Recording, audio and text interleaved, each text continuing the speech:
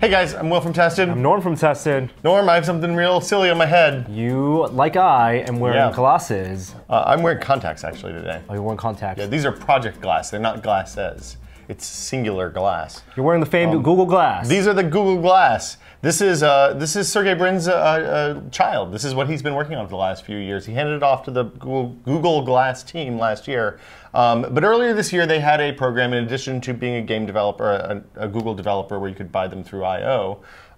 You could actually sign up for this thing called If I Had Glass and submit an idea for what you would use Google Glasses for if you had them. And so you tweeted at Google and told them you would use it to document the first year of your child's life. That's exactly right. And they said, "Will, go do it." They said, you have a lot of Twitter followers, kind of. So yes, we will take that. So now we have Glass in-house, which is wonderful. Just to be clear, this is a contest that I then paid $1,500 to win. So you entered, you still paid money for the glasses, and I picked them up on Sunday. We're recording this on Thursday, Wednesday, whatever day it is. This is called the Explorer Edition, and is not necessarily indicative of what the final consumer version will be. That's what I initially thought. It's much closer than I expected. Like, it feels much more like a real consumer product than I expected it to, for something that is presented as super beta and limited access and invite only and all these other qualifiers. So for people who don't watch the news, because this has been on things like the Today Show even, let's explain what the hardware that's in this system. Yeah, so the main thing, the thing that you're looking at right here is in the very front, there's this little prism. There's a series of diagonal, it looks like they're laser cut hashes or something, through the middle of the prism, floating in the glass. And what they do is serve as a place to reflect light from a display that's out here on the side back into your eyeball. And we're talking about a very, very tiny display. Yeah, it seems like it's like the size of a computer chip or the fraction of the size of a dime. Very, very small. You took some good pictures of it, I think, so you can kind of show. Maybe we'll drop one of those up here so they can see. That is in the orange part, and that is a 640 by 360 pixel display, which then gets refracted through this prism. So the upshot is that when you're looking up, when you have the glasses on, you're wearing them properly, you should kind of look up a little bit on the right eye, and it makes a screen that's about the size of a rear view mirror in your car, or at least the size of my rear view mirror in my car. Paired with that, there's a 720p 720p video camera, 5 megapixel still camera. I would say it seems like a decent smartphone camera. Okay. Maybe better than most of the Android cameras I've used. Not probably as good as the HTC One X or one of the better cameras. And then also housed inside the orange section is a circuit board with the guts of what's there's an ARM CPU. What's essentially a smartphone hardware. There's no cell phone radio. Without the radio. So it has a Bluetooth radio and a Wi-Fi radio. It's 802.11 A, B, G, and N. I'm not sure about A, but it's definitely B, G, and N. The Bluetooth radio, so those are the ways you connect to another data source. So in the office where I am right now, it's connected to Wi-Fi, and I can show you that right there. It says it's on Wi-Fi data. But when you're out in the world, you pair it to your smartphone. I'm using my iPhone most of the time. And so you're just using the iPhone tethering. You're using its as data a hotspot. Plan. Exactly. So that means you have, in order to use it, you have to have a data plan that uses a hotspot. You're out of luck because you have an old AT&T plan. Yeah, with no tethering. So either local Wi-Fi in wherever you are, log that in, or the Wi-Fi from your phone, and that can be Wi-Fi as a hotspot over Wi-Fi or Bluetooth? So it works. You probably want to use it as a hotspot over Bluetooth, just because then you also can use it as a Bluetooth headset. So you can make calls and stuff like that. The phone will tell you when you're getting a phone call in through the headset. It'll pop up with a picture of that person's Google profile. And the way you set that up with your SSID and password is that you go to a website. Well, so when you initially get the glass, and just to be clear, these are so limited right now, you have to go to Google to pick them up. Wow, people fly in. So yeah, like when I was there, Gabe from Penny Arcade picked up his Google glasses, and he flew down from Seattle just to do that. Basically, took a vacation, I think. You go to the Google place, somebody goes and walks you through the whole process because they're a little more complex than you might expect for like a consumer electronics device. The first thing you do is log into a special page on Google, and you can visit it even if you don't have the glasses. It's google.com/myglass, and they say, okay, this is the QR code that represents your login for your account. You don't have to do two-factor auth on this. You do that on the website before you do it. And then all you do is point the Virgin glasses at the QR code, and it says, okay, I know who you are. That's cool. You're logged in now. So essentially, you're inputting information onto a website and then taking a picture, and that will sync up your logins and your data. You're signed only into one Google account right now. Yeah, so you can only use primary Gmail accounts. You can't use Google Apps for your domain. So even though our tested.com email accounts are Gmail accounts, they won't work. So the only email, calendar, Google Now information I can get is on my Gmail, my primary Gmail account. And it's only one. Only one. You can't do other email clients. You can't do other calendaring. It is Gmail as Gmail only. So that is important to note. The next thing you do is hook up Wi-Fi. So you do the same thing. It's a QR code. If you're using the Android app, which you may or may not have set up at this point, you can basically just say, okay, use one of the Wi-Fi access points that's already set up in my phone, and it'll just send it over Bluetooth. Right. Or if you don't have that, if you're using iOS or just a computer, you type in the SSID and the WPA key, and it generates another QR code. You go to a special page in the setup menu, and it says aim your device at the phone, basically. Yeah. So I can see why then that Google's encouraging the early people to fly in and have it all set up in person. I mean, they also show you through fitting and stuff like that. I mean, the glasses are incredibly bendy, so you can, That's titanium. It's titanium. The nose pieces are titanium, so you can bend the hell out of them. Lieutenant Dan's legs are made of that. Really? That I didn't. As a person who doesn't really like Forrest Gump that much, I didn't know that. They encouraged me to bend them a lot, so I'd know like how kind of sturdy they are. And you really want to push them up against your nose. You want them to ride high. So the thing that they told me is that you want your eyebrow to kind of line up with the top bar of the glasses, because you don't want this thing in the field of view. You want it up, so you kind of have to look up and to the right to see it. There's another thing to note: the lens is actually adjustable, so you can bring it in and out. So you see the entire screen in your field of vision. Do you find yourself moving the You do a little bit, actually, adjusting it like you would normal glasses? I usually adjust my glasses with my left hand, so it's a little bit of a challenge with this guy since there's nothing on the left hand side to really grab. I was a little concerned that they'd be unbalanced and heavier on the right than the left, but it's not been a problem at all.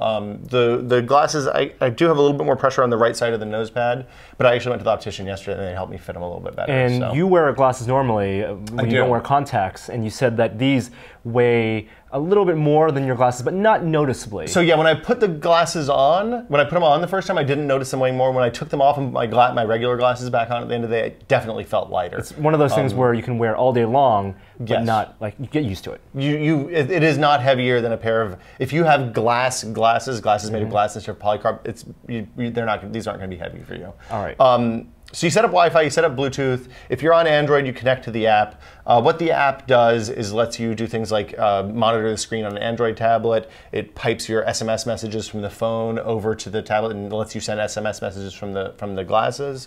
And it lets you pipe GPS data live, so you can do turn-by-turn directions. So before we get into what you can actually do with it, let's round out the stuff with the hardware. Oh, of course. We talked about inside. Basically, there's a TMAP, Texas Instruments OMAP processor. Yeah, it's just an ARM processor. It's a dual-core, a generation old. At this people point. have taken this apart and have found that inside there's 16 gigs of flash storage. 12 is available to the user for photos and video. And then in the back, the big chunk, that's the battery there, which you can't really see when you're looking straight at a person wearing Project Glass. But when you're on the side, it looks really silly. It's really big in the back. The other things to note, boy, my back of my head's greasy. This guy right here looks like a button, but it's actually a bone conduction speaker. So that rests right on the base of your skull, back behind your ear, and it's what gives you sound. So while people standing around, you can kind of hear when it chirps and squeaks and stuff like that. You can't really pick up details. And then also, there's a power button. Right. Power button's right here. And then this guy right here is a proximity sensor. I think it also picks up ambient light, because it seems like especially when you're out in the bright sunlight, it definitely ratchets up the brightness. When you're in a dim room, it kind of tones it down. And then there's a button on the top for the camera. We'll talk about that in a second. And finally, you're wearing contacts now because this version of Google Glass doesn't work over normal glasses. Yeah, so they've announced a partnership with Warby Parker, I believe, to design glasses-friendly Google Glass. But when I asked the person that was kind of helping me through the setup process, she said that there's nothing that they can talk about that. I think there are some pictures on the internet of people wearing kind of hybrid Project Glass and regular glasses. Yeah, these are, I mean, there are screws on this. It's not like this is glued on. So theoretically, you could take the guts of this off and mount it on a normal frame. Although mine's orange, so I don't know that that would be a good idea. It comes in a bunch of different colors. It's like orange, gray, white. blue and it's already like not. Is it? Yeah, cattywampus? Yeah, well, I bent it. Well, you need to see. That's the thing. It's a I need horizontal line. I need you to Google Glass so you can hang out me. You need to rotate it a little bit so it's perfectly straight. Otherwise, you're gonna be walking all day, kind of like that. Yeah. Cockeyed. You don't want to look like a. You always have to use your phone as a mirror. That's the lesson here. Okay. Interfacing with Google Glass. Yes. The main interface is either voice or there's touchpad on the side. This whole orange thing on the side is touch sensitive. You tap it once to wake it up. Okay. Alternately, I'm going to turn this back off, or you can just look up. 30 degrees up, it turns on. That's accelerometer or gyroscope inside. So it has an accelerometer, gyroscope, and a compass inside. It doesn't have a GPS sensor inside. So it can tell when you're walking which direction your head is facing. Oh, that's good. And it can tell whether you're looking up or down or tilted to the side or left or right. But it can't tell your GPS coordinates. It has to pull that stuff from your phone. Very simple to activate. Yes, you tap it. You swipe forward and back. If you swipe forward, it gives you your timeline, which is, right now it's a bunch of Twitter posts. There's a picture I took or a video I took a little while ago. You can go back further and there'll be pictures and stuff back here. New York Times posts, updates from apps, all that stuff. Now, if you go the other way, then that's your Google Now info. So right now it's showing me that the time in San Francisco is, the temperature in San Francisco and Pacifica. Here's stock information. And then settings. So the Google Now stuff will be different at different times. It has baseball scores. It's all the same stuff that shows up on the cards on your iOS apps. There are some cards that I think don't work yet, but I haven't exactly figured out which ones are which. If you Google an address, then it'll give you the address. If you Google a flight number, it'll put a flight number up there. So the main interface, though, is that kind of linear timeline of things you have done with Glass or notifications that have popped recently, up. Yeah. And in the timeline view shows your photos and videos too, so that's interspersed with updates from other people. It seems like Twitter updates are controlled by whether or not you have mobile notifications on a person's Twitter profile. You don't get Facebook updates right now. You do. So the apps that will show up there are Facebook, Twitter, Tumblr, Path, New York Times, CNN, and Elle. For whatever reason. Oh, and I think Evernote, but I don't have an Evernote account, so I haven't tried that out. So when you get a notification, it makes a little chime. You may have heard it if the audio is synced up with the feed from the glasses. And then you can just look up and it'll bring up the most recent notification. So if you send me an email right now, which I will do, then I will hear a little chime in the back of my head. But it doesn't pop up until you kind of touch Glass or look up. Yeah, it generally doesn't pop up. The exception is turn-by-turn nav, and that chimes and then pops up when it's needed. So I haven't gotten the email yet. I think I might have heard the chime. I didn't feel it. Nope. Oh, so also it vibrates as well. Well, the bone conduction vibrates and makes sound at the same time. It's kind of indistinguishable. Okay. And then while we wait for that, you can also take pictures and video. Yeah. So the button on top, if you press once, you take a picture. You were a little like, oh, that's good. If you press and hold, it takes a video. And by default, that's about 10 seconds long. It usually goes to actually 11. If you press the camera button again, it will extend, and then it'll record indefinitely. That's how I recorded an interview with Brad and Patrick the other day. I think it's really silly. The microphone that's paired with the camera is it's better than I expected, but is pretty not good. If we're going to use this for serious work, we have to get like a digital stick mic. Is it too hot? It just picks up. It's a condenser mic, and it sounds like a condenser mic. I don't know for sure. It picks up a lot of noise from the surroundings. So you pick up things like cars, wind, birds, other people, and also because it's attached to my head, when I use it and I'm asking questions, I am much, much louder than everyone else that's on the device. Oh, I just got a notification. Oh, there you go. No, Jeff Gerstmann, they put us into makeup for that dive kick tournament, he says. It's an esports event, Pound Esports. Okay. So I got a Twitter message from Jeff. Twitter message. One of the biggest things then also turn-by-turn navigation. You said there's no GPS on the inside, so you kind of have to get that from a phone. You have to have a data connection. And when we were driving in LA 2 days ago, you had to actually connect to 2 different devices, one for data and one for GPS. So if you're on an Android phone, it just works because the Android app is out. Theoretically, at some point in the future, there's going to be an iOS app. They strongly implied that it was held up in Apple cert right now. They were waiting on it. You're going to need, like I'm using a Nexus 7. It's a little tricky because I think it probably wouldn't work connecting two devices if they both had the headset profile. Right. Because that's how the Google Glass knows that it's a phone. So what it's doing is it's using My Glass, the GPS app on the Nexus 7, and it's using Bluetooth data from the phone. It will connect to both at the same time, though. I was kind of surprised that that worked. My hunch is that's really destroying battery life. Do you want to give a demonstration then of, for example, getting directions to a local Starbucks or something? Okay, Glass. So you can use voice, too. Get directions to Westfield Center. Not so Starbucks. There's too many Starbucks around. So it's looking. I think it's probably not connected to the GPS. Oh, it's connected to the GPS on the HTC phone. So it's going to look for GPS. You can see the map. I'm turning my head, so it's using the compass.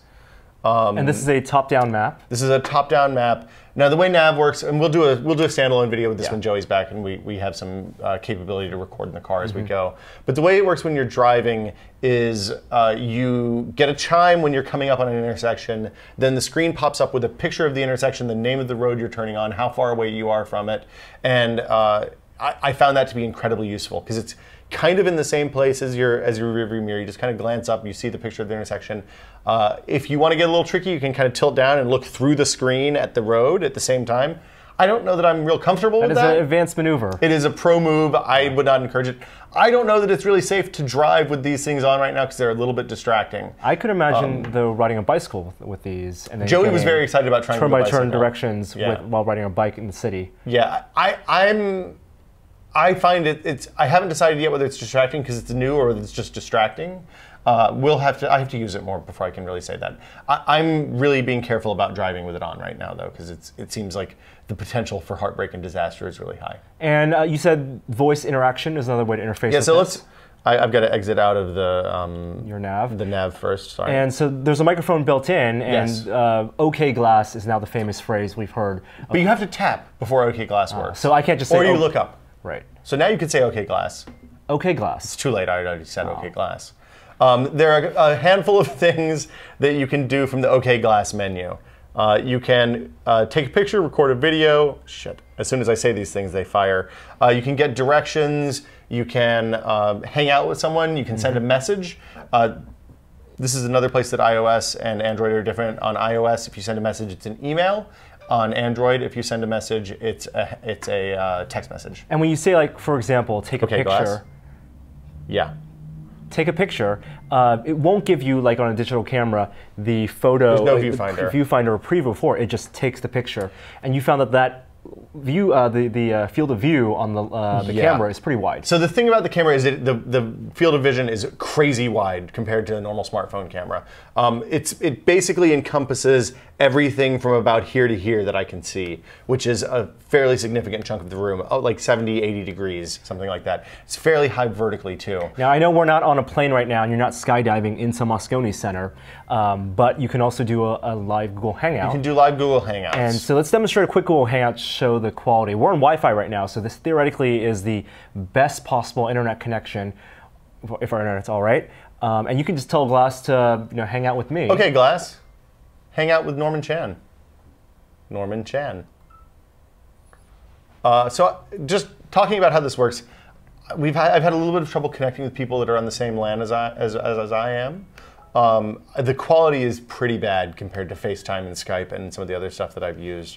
I'm not sure if that's because of the processor here. Oh, hey, there's Norm. And there it goes. The Hangout is totally working. So I'm seeing Norm.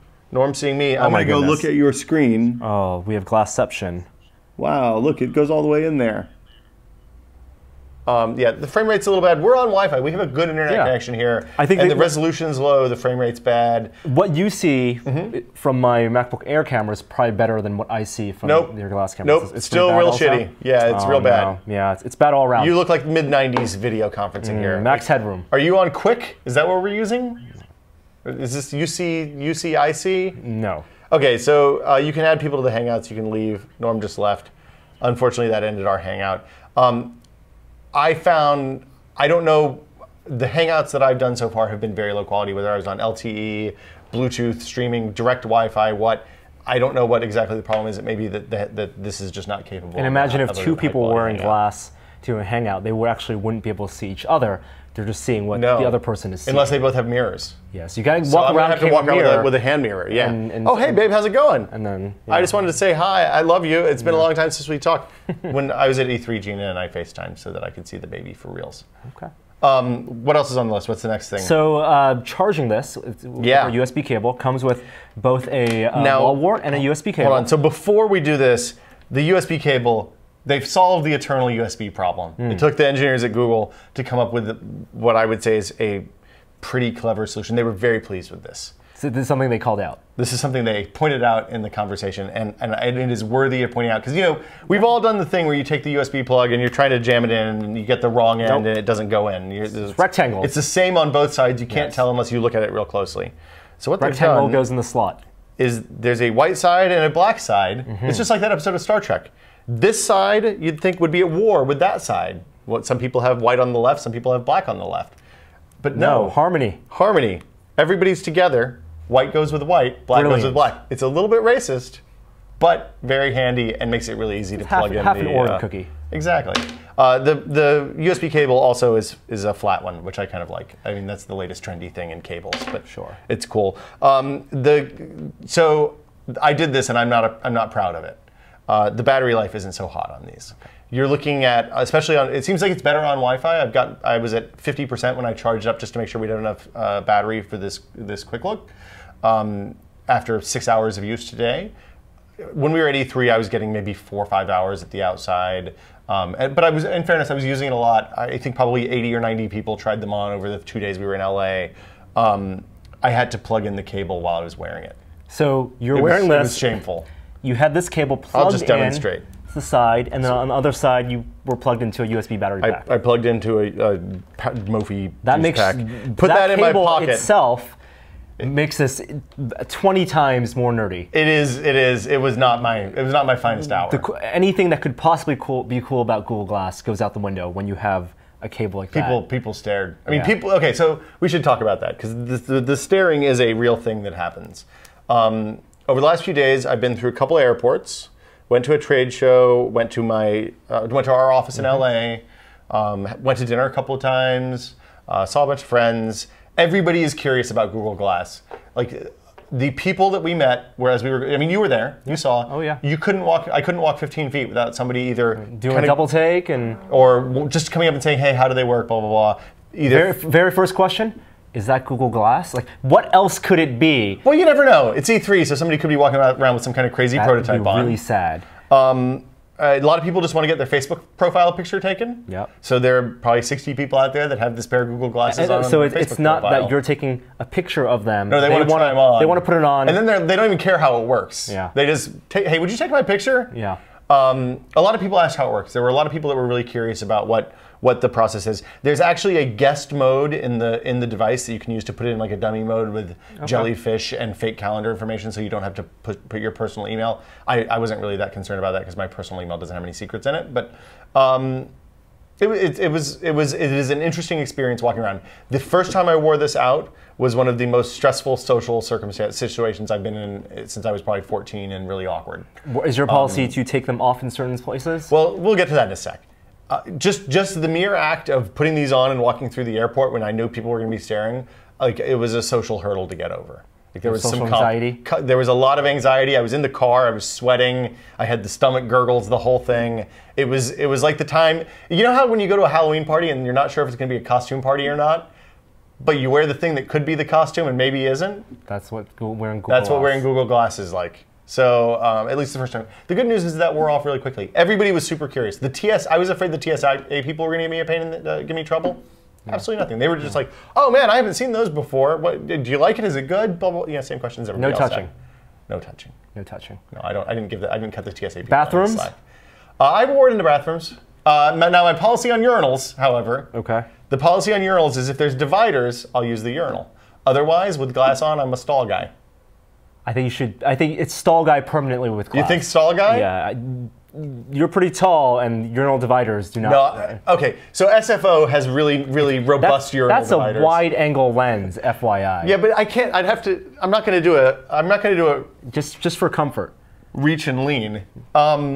Probably a fair point. I think when we were coming back through LAX, where they don't have dividers on the urinals, I handed them off to you. We'll go into an empty bathroom, and you'll shoot a video, and we'll see exactly, that's a good idea. Exactly what glass is in the bathroom. Perfect. All right. Let's see what else happened. A lot of pictures, a lot of video. I shot the interview with them. The video I think turned out really good, even though you had to do silly things like, here's the swoop in. Hi, I'm Will from Tested. I'm here with Norman Chan. I'm demoing a product. You want to get close up on this product? Yes. Oh, wow. Hey, Norm, what do you think about what do you think about E3 2030? Yeah, anyway. Very uncomfortable. It's a little uncomfortable for everyone. You have to warn people and kind of walk them through it, or else they crack up, basically. I just left the crack up one in with Patrick and Brad. What's so funny? I don't understand. He's talking like he's on a video. I'm here with Patrick Klepek and Brad Shoemaker. There's no camera in here. The microphone is unreliable, though. I actually lost an interview that I did at PlayStation because the sound was unusable. And then the applications sometimes crash. Yeah, so it's not the applications, it's just the whole thing kind of hangs up. It happens fairly regularly, but you don't really lose anything. Like, the pictures have still been there in every case that it's crashed. It says, hey, do you want to tap to send an error report? I mean, this is very clearly a beta product. The big limitations to me are that you can only use the one Google account. If you use, like, having work email on here would be much more useful. That means I also have to copy everything from my work calendar to my personal calendar, which is a pain in the ass. Google Now is only on my home address at this point. It's there's a lot of kind of awkwardness. They've already been updating the web front end of the application. And they update the applications on the glass automatically. For example, taking photos. Yeah. So I think this is the sixth. The revision of firmware it has right now is version 6. They pushed it out a couple of days before I got my glasses, so I'm interested to see what the update process is like. And they updated for example, the picture perfect stuff. Yeah, photos. So that was, but I think that's actually happening on the server side. You pointed that out. I think that's a Google Plus feature. Yeah, the photos are okay. Yeah, so the photos are okay. They're taking a lot of photos, combining them, so it's not overexposed or underexposed. I mean, it wouldn't compare to my NEX even, much less your camera. Or even... I mean, depending on the situation, I'd have to do side-by-side testing to say if it's comparable to an iPhone or HTC One or something like that. Which we will do in addition to plenty of other tests. You're going on a trip, taking on a long family trip for a week. I am going to the heartland to see what people in Middle America think about Google Glass. But when you get back, we'll be shooting plenty of video with glass, of glass, taking it for a ride. If you guys have questions, stuff you want to see, let us know in the comments, both on tested.com and on YouTube, and we will do our best to get to show you guys what's going on. I'm also doing a regular Living with Glass column on the site, so you can check out and see what the experience was like with that. I hope to update that next week with what it's like to go to places in Northeast Tennessee wearing these things and see what they say. So that hopefully gives you a sense of what Project Glass Explorer Edition is all about. Still $1,500 right now, invite only. Yeah. But Google may come out with consumer version maybe later this year. They said, I think they said 2014, but if it goes well, who knows? One last thing is that Gabe from Penny Arcade, in his write-up about Google Glass the other day, said that he thinks that they're experimenting more to see what people do with glass, like how people react to glass than how glass reacts to people. I absolutely think that's true. So this is I haven't social experiment. It is a social change unlike anything that I've ever experienced before. And I've been through the early wave of the iPhone, the iPad, all that stuff. Yeah. It is walking around with something that's this visible all the time invites a level of conversation that if you don't want strangers walking up to you, you probably are not going to be okay with these, at least for a while. That's what Sergey Brin does. He sees the future, then makes it real. Yeah. I mean, if they can get these to $300, everybody's going to be wearing them in 5 years. All right. There you have it. See you guys later. Bye.